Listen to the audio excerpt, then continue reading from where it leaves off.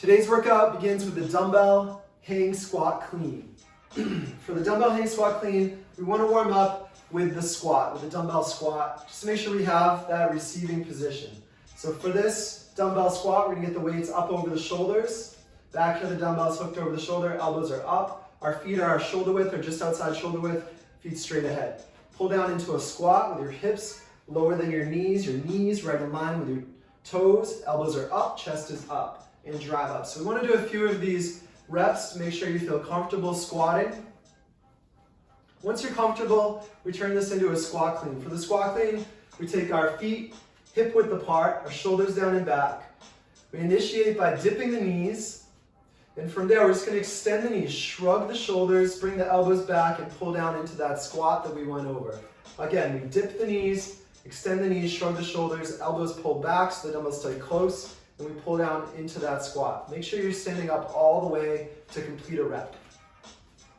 If you don't have two dumbbells, you can use a single dumbbell or a loaded bag for this. So a single dumbbell, if it's small enough, you'll hold it by its sides. A loaded bag or a plate can work. We'll hold the bag the long way, same movement. Catch it right up against the neck in the squat.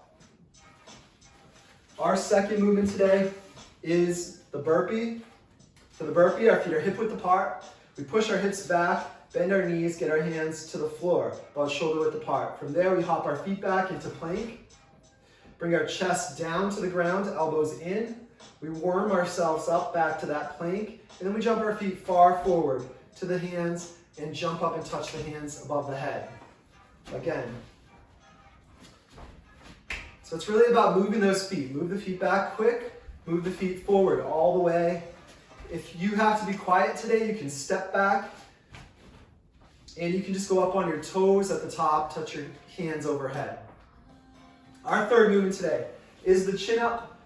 For the chin up, our hands are going to be underhand, palms facing you, about shoulder width apart. We go to a full extended arm hang position. Feet can need to be off the ground. You can bend your knees to accomplish that. From there, we lean back, drive the shoulders down and back, the elbows in, all the way chest to the bar. We go back down to the hang, to that full hang. If this is difficult for you, you're going to get a stool or a chair. Stand up on that stool or chair, hop up or pull yourself up slightly to get fully to the bar. Then we go down slowly with control without touching the ground. We're going to build up that strength to pull up. If you're strong at the chin up, we're only doing a few reps today. You can add a dumbbell between your thighs or put a loaded back on your back, make that more difficult. If you don't have a chin up bar at all, you're going to go to a bent over row. For the bent over row, you take two dumbbells, ideally. Go into a deadlift position with your feet hip width apart. You push your hips back. Let the arms stretch out so that you can pull them in. You're going to pull your shoulders down and back, your elbows in by your sides, and then back to that straight arm position. If you don't have two dumbbells, you can use a single object, a dumbbell horizontal, or a bag or a plate, and perform the same motion.